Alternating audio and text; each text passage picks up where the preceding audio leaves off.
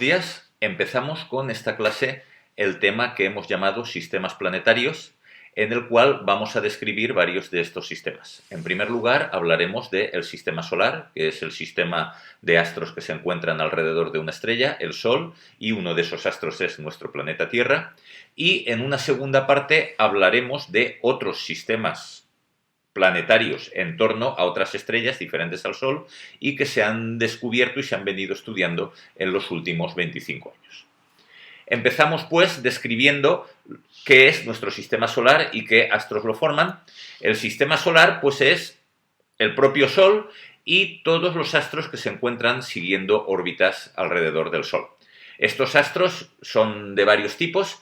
Hay 8 de ellos que son los más grandes y que son los que denominamos planetas y que tenemos aquí representados siguiendo estas órbitas alrededor del Sol.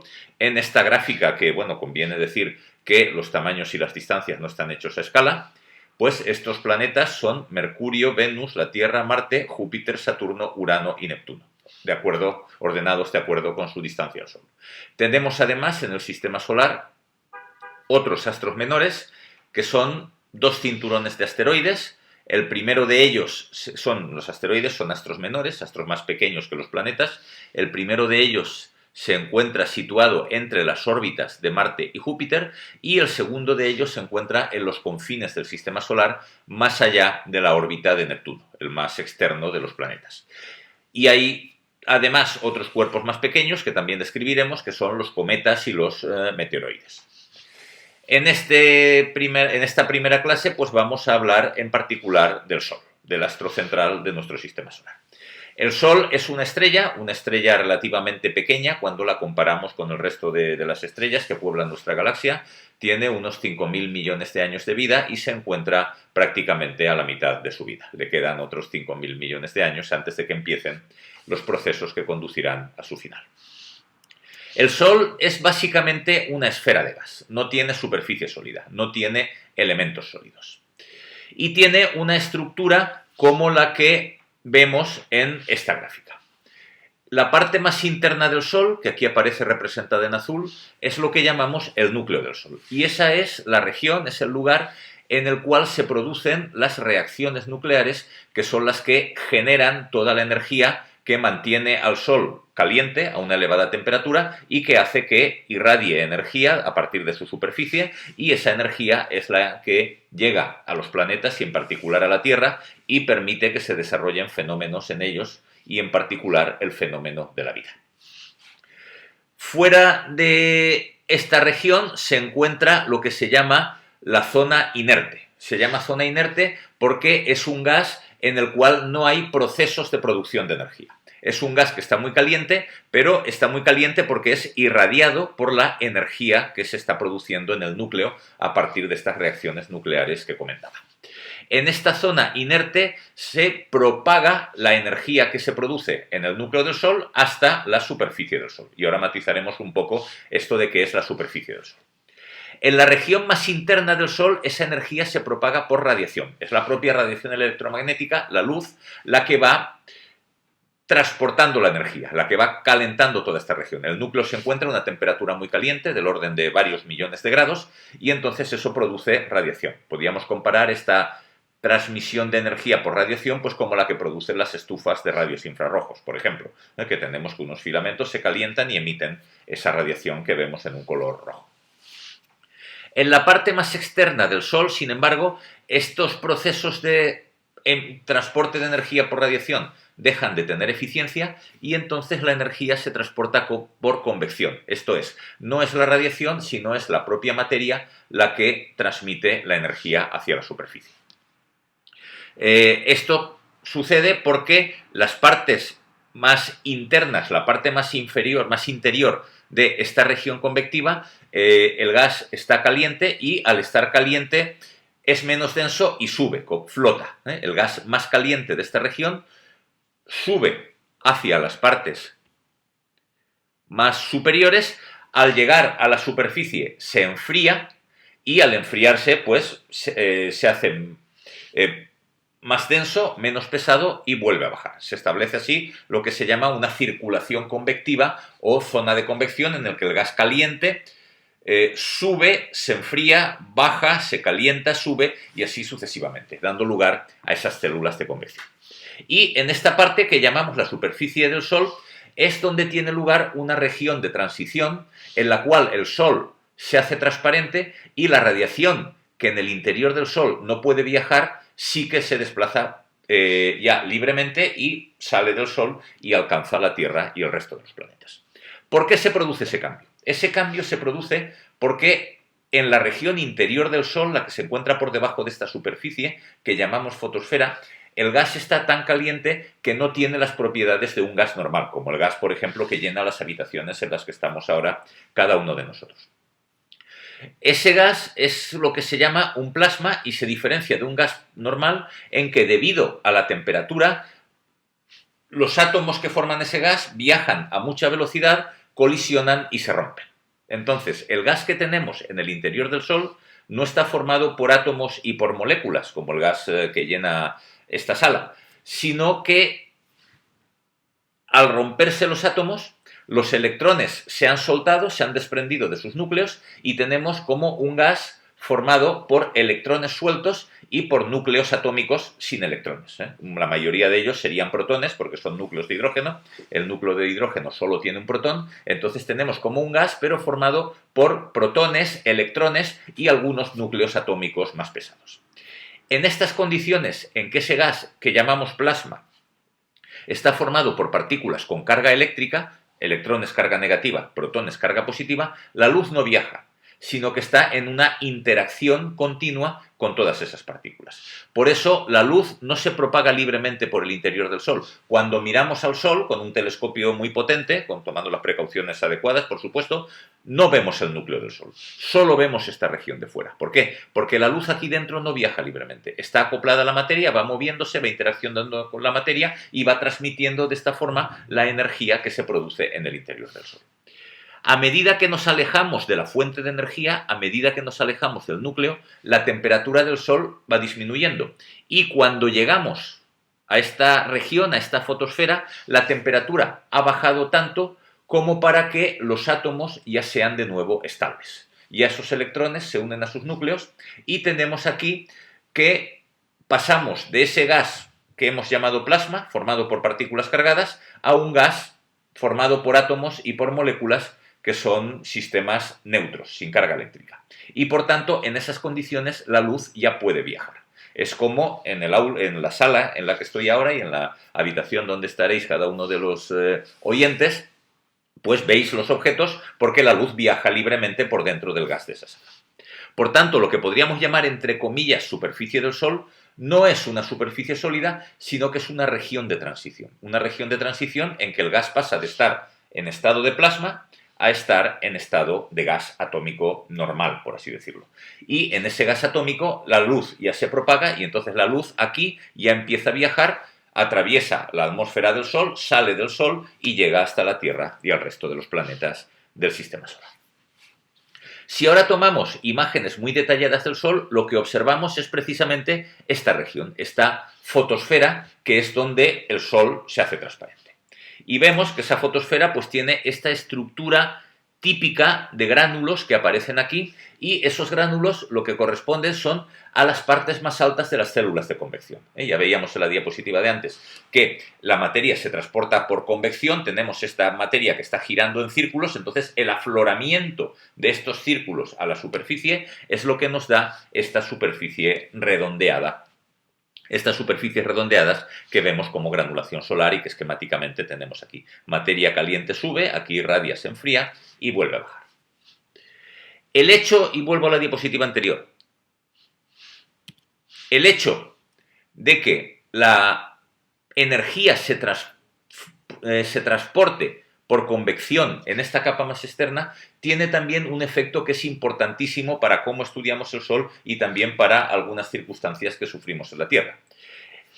Como la materia que está en el interior del Sol es materia cargada, ya hemos dicho aquí que los átomos están rotos por colisiones, a temperaturas tan altas los átomos chocan y se rompen, entonces lo que tenemos aquí son partículas con carga eléctrica en movimiento.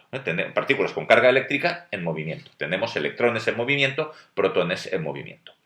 Las partículas en movimiento provocan corrientes eléctricas. Partículas cargadas en movimiento constituyen corrientes eléctricas. Entonces podríamos ver aquí que esta materia que está circulando la podemos considerar, y de hecho es así, como una corriente eléctrica que tiene esta distribución. Esta corriente eléctrica además se está desplazando por el hecho de que el Sol gira. Entonces tenemos corrientes eléctricas en un astro, el Sol, que está girando, pues siempre sabemos por la física que cuando tenemos corrientes eléctricas en movimiento, eso produce campo eléctrico. Es lo que se llama el efecto dinamo, y que es en cierto modo un poco a la inversa cómo funciona la dinamo de una bicicleta, para darnos luz. Allí en una bicicleta tenemos un campo magnético que está dado por un imán, y al mover un conductor en ese campo magnético, en ese conductor aparece corriente eléctrica, que es la que ilumina la bombilla de nuestra bicicleta. Aquí sería el efecto contrario. Nosotros tenemos una corriente eléctrica que movemos por la rotación del Sol. Entonces eso lo que genera es campo magnético. El Sol tiene un campo magnético, las líneas de campo magnético se generan en la parte baja de la zona convectiva, pero por un mecanismo que llamamos flotabilidad magnética y que no voy a describir en detalle, pues esas líneas de campo magnético suben por el interior del Sol, afloran a la superficie, y el afloramiento a la superficie de las líneas y tubos de campo magnético pues produce toda una fenomenología que llamamos la actividad solar. Aquí vemos una imagen del Sol en la línea de H-alfa. Vemos que efectivamente esos tubos de campo magnético afloran a la superficie y forman como estos anillos, estos loops, por el interior de los cuales está circulando materia. Fijaos que estos anillos que llegan a la parte más alta de la atmósfera solar, hasta la corona del Sol, son muchísimo más grandes que la Tierra. Aquí tenéis a la Tierra vista a la misma escala. Y si miramos la región de la fotosfera donde aflora el campo magnético, es decir, tenemos los loops de campo magnético que vemos salen de una zona de la fotosfera y se introducen por la otra, pues en estas regiones donde las líneas de campo magnético son perpendiculares a la superficie, en estas regiones, debido al propio campo magnético, el transporte de energía por convección es menos eficiente. Lo que se dice, el campo magnético inhibe la convección. La convección funciona de forma menos eficiente, llega menos energía y, por tanto, donde están aflorando los tubos de campo magnético, se producen regiones de más baja energía, que son las que llamamos manchas solares. Fijaos que las manchas, aunque por contraste en esta imagen se ve negra, no son negras, no están frías, no son oscuras completamente. La superficie del Sol, la fotosfera, alrededor de la mancha solar está a una temperatura de unos 5700 grados, la temperatura en el interior de la mancha es unos 1000, 2000 grados menos, es decir, estaríamos hablando de 3000, 4000 grados. Eso, si estuviese aislado, ¿no? Si pusiésemos aquí un diafragma aquí sobre esta mancha y solo mirásemos esa región, pues la veríamos de un color rojo. Pero claro, por contraste, como emite mucha menos energía que el resto, pues se ven oscuras. Entonces, estas manchas solares son regiones más frías, con menos energía, porque la presencia del campo magnético ha hecho menos eficiente el transporte de energía desde el interior del Sol hasta su superficie. Bien, aquí vemos que esas líneas de campo magnético que inhiben la convección y por tanto crean regiones más frías en la fotosfera, arriba de la fotosfera, en la atmósfera, como por la línea del campo magnético se transporta energía, pues crean regiones más brillantes. Esas son, digamos, que la materia que circula por dentro del campo magnético y el propio campo magnético calienta las partes altas de la atmósfera solar y se producen estas regiones brillantes. Aquí tenemos uno de estos tubos de flujo magnético espectacular, es un registro histórico de los años 40. Y aquí vemos ya la parte más exterior del Sol. La parte más exterior del Sol es la corona solar, que es una región muy extensa, pero que muy poco densa. Digamos que a medida que nos alejamos de la superficie del Sol, la densidad va disminuyendo y entonces esta región de muy poca densidad, de muy baja densidad, es lo que llamamos la corona solar. La corona solar es una región muy caliente, pero que al haber muy poca materia, pues irradia poca cantidad de energía en relación a la energía que irradia la superficie del Sol, la fotosfera solar. Entonces, para verla, necesitamos tapar el brillo de la fotosfera. Esto se hace de forma natural durante los eclipses de Sol. Cuando tenemos un eclipse de sol, como es lo que sucede en esta imagen, pues la fotosfera solar, la luz de la fotosfera ha sido tapada por la luna, que se ha interpuesto, entonces sí que podemos ver esta corona solar. Y la corona solar la podemos ver también observando en otras longitudes de onda, en particular en rayos X. Aquí vemos una imagen del Sol obtenida con rayos X, donde vemos que la fotosfera aparece oscura, aparece prácticamente negra. ¿Por qué? Porque como su temperatura es relativamente baja, esos 5.700 grados que decía, emite en el óptico, en el rango óptico, y emite muy poco en los rayos X. La corona, sin embargo, como se encuentra a una temperatura de 1.000.000 de grados aproximadamente, esas regiones mucho más calientes pues emiten en radiación de más energía que la luz óptica, en este caso en rayos X. Aquí tenemos, para explicar esto, un perfil de cómo aumenta la temperatura a partir de la fotosfera. Cuando nos vamos alejando de la fotosfera, la temperatura solar va disminuyendo, pero llega un momento en que aumenta y llega un momento en que aumenta drásticamente, llegando hasta esa temperatura de 1.000.000 de grados en la corona. ¿Cómo es posible que a medida que nos alejamos del Sol, a medida que nos alejamos de la fuente de calor, la temperatura aumenta tanto? Pues bueno, eso es posible por dos razones. En primer lugar, porque la densidad disminuye mucho. Entonces, si tenemos que el Sol está emitiendo energía en la baja atmósfera, cerca de la fotosfera, hay muchos átomos para repartirse esa energía. Por tanto, salen a muy poca energía por cada átomo. Perdón, sale exactamente a muy poca energía por cada átomo. La temperatura no sube mucho. A medida que nos alejamos hacia regiones más externas, al ser mucho menos densas, pues son muchos menos átomos los que se reparten esa energía y salen a mucha energía cada uno de ellos y por tanto la temperatura aumenta. Esto es así además porque, además del aporte de la radiación de la fotosfera, a la alta atmósfera y a la corona llega también el aporte de la energía magnética. El campo magnético también comunica energía hacia esas zonas más altas. Y al tener, como digo, muy poca densidad, pues cada átomo sale a mucha cantidad de energía y por eso sus velocidades aumentan y su temperatura aumenta y tenemos esa zona tan caliente del orden del 1.000.000 de grados y que podemos ver en rayos X.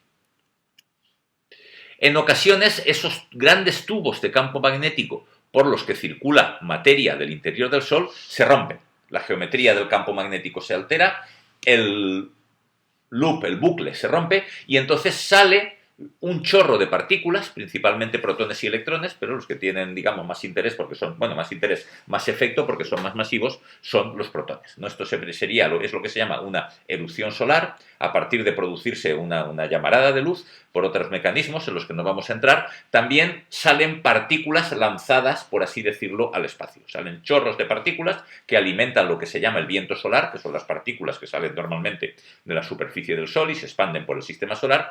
Pues estos chorros de partículas salen del Sol viajando a gran velocidad y aproximadamente en un día pues pueden llegar a alcanzar la Tierra.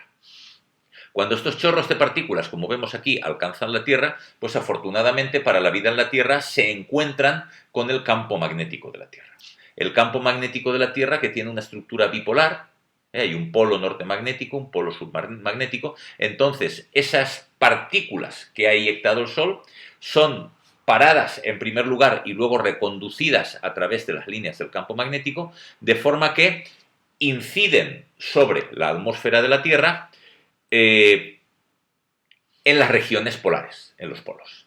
Cuando estas partículas reconducidas por el campo magnético inciden sobre los polos, excitan e ionizan átomos de la ionosfera terrestre que luego, al desexcitarse o desionizarse, producen un fenómeno de fluorescencia que es lo que se llaman auroras boreales. Aquí tenéis una fotografía muy espectacular de una aurora boreal en Islandia. Repito, esto es debido a esas tormentas de partículas, esos chorros de partículas que salen del Sol, son reconducidos por el campo magnético de la Tierra y entran por los polos y su interacción con la ionosfera produce los fenómenos brillantes típicos de las regiones boreales y australes, es decir, cerca de los polos de la Tierra, de los polos geográficos que están cerca de los polos magnéticos y que llamamos auroras boreales.